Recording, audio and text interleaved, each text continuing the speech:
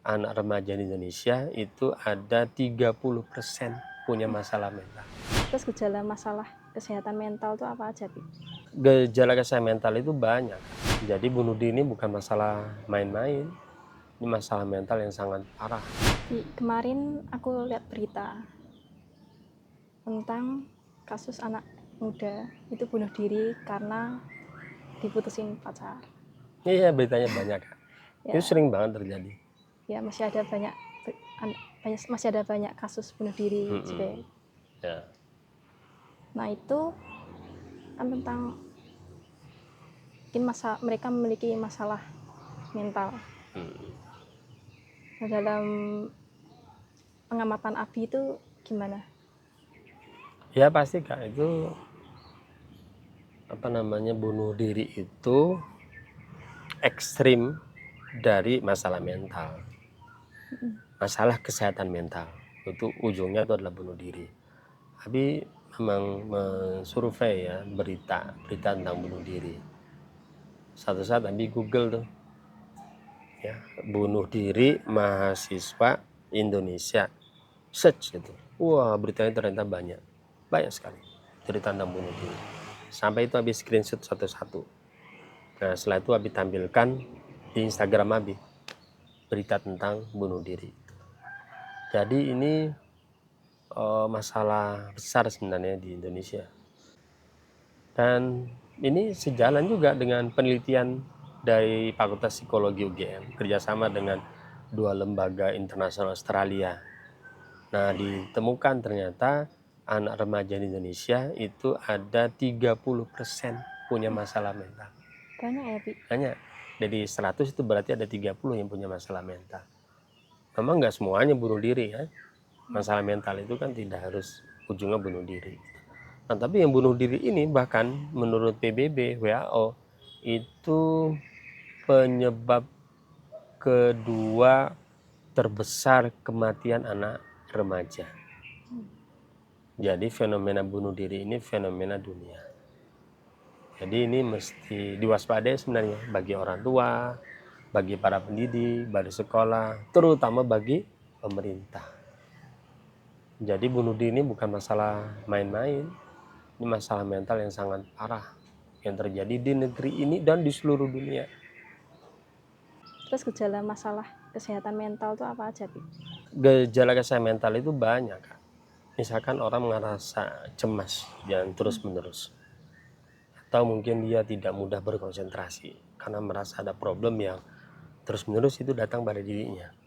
Atau mungkin ekspresinya dia suka teriak-teriak gitu. Nggak tahu dia teriak-teriak. Kemudian dia juga emosional, mudah sekali emosi. Kemudian dia mudah marah atau pikiran ingin menyakiti dirinya.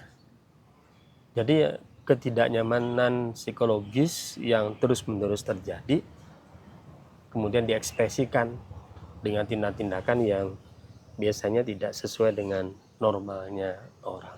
Nah, itu gejala-gejala punya masalah mental. Menurut Abi itu kenapa anak muda sekarang tuh banyak yang mentalnya lemah?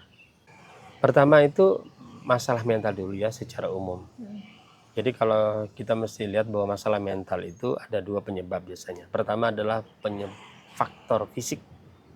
Misalkan kepalanya terbentur, ada penyakit mungkin di bagian otaknya gitu. Itu masalah fisik. Yang kedua itu adalah karena lingkungan. Jadi ini lebih karena faktor psikologis. Jadi keadaan lingkungan, misalkan dia kehilangan sesuatu yang dia anggap sangat berharga. Kehilangan orang tua misalnya. Termasuk tadi ada kehilangan pacar. Ya. Kemudian ada yang mengancam dirinya terus menerus gitu. Jadi karena ada faktor lingkungan, karena ada faktor psikologis.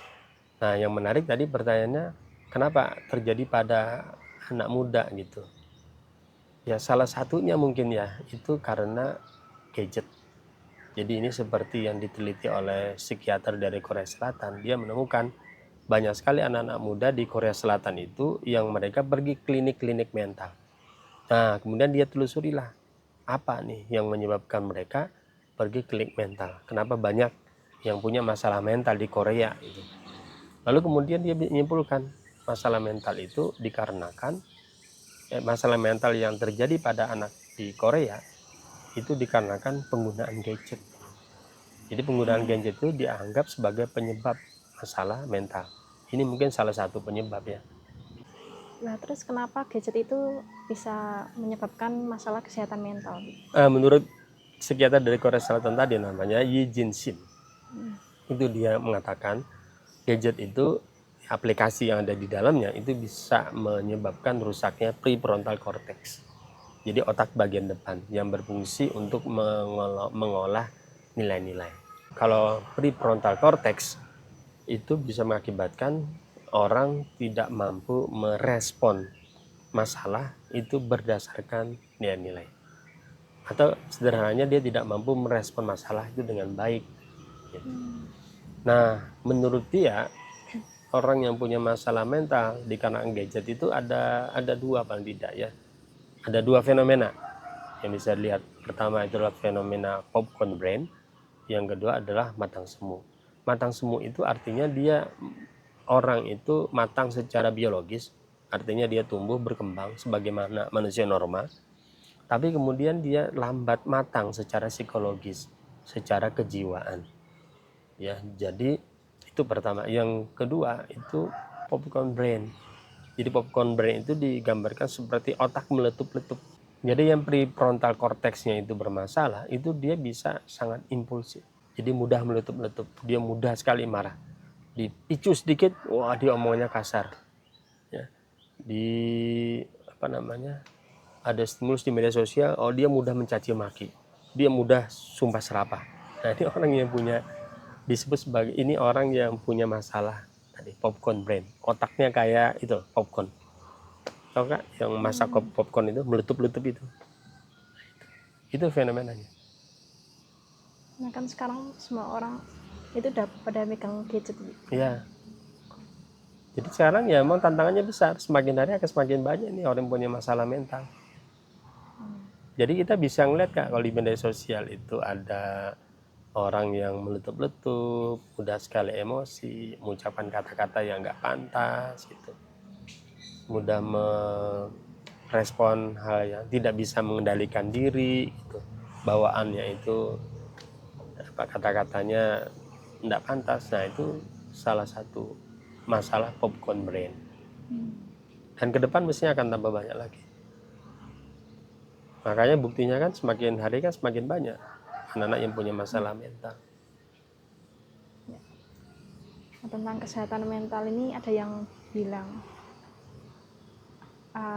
kalau mereka itu kurang iman. Jadi apakah benar kurangnya iman itu bisa menyebabkan masalah kesehatan mental? Ya. Jadi mungkin kalimatnya begini, iman itu bisa mencegah kita dari masalah mental. Jadi kan masalah mental itu kan karena faktor fisik tadi ya. Yang kedua karena faktor psikologis, karena faktor lingkungan. Jadi yang namanya iman itu yang tertanam dalam diri kita itu menjadi modal bagi kita dalam menghadapi masalah.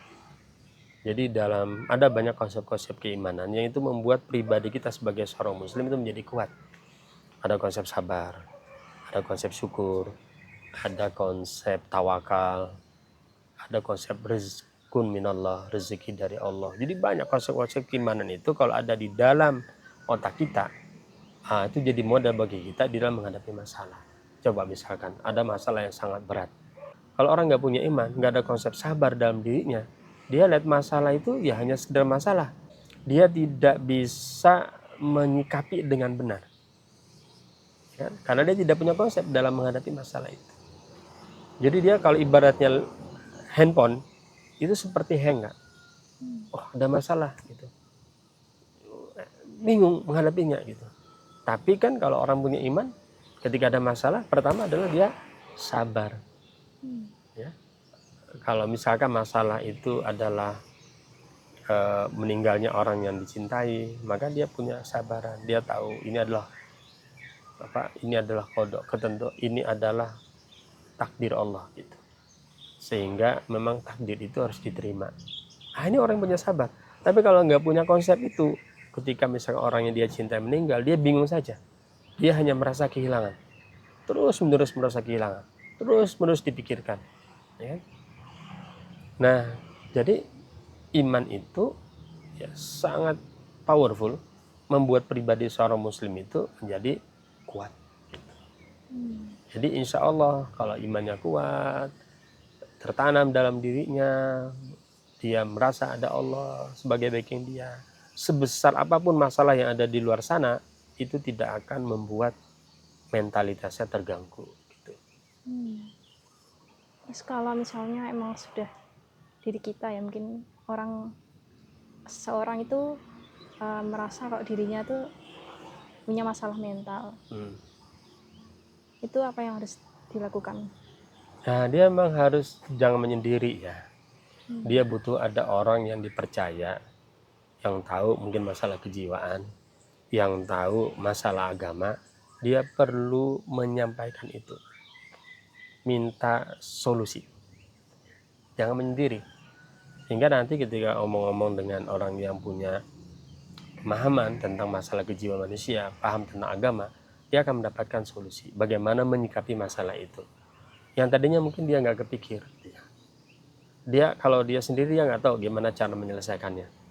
Ya. Maka kalau ada teman misalnya, ya, ada ustadz, ada ustazah yang paham tentang kejiwaan, paham tentang agama, maka insya Allah bisa minta bantuan mereka. Atau juga bisa pergi ke psikolog atau psikiater yang punya pemahaman agama yang baik. Karena solusinya itu adalah agama. Karena seperti yang saya sampaikan tadi, agama itu bisa menjadi obat yang mujarab untuk orang yang punya masalah mental.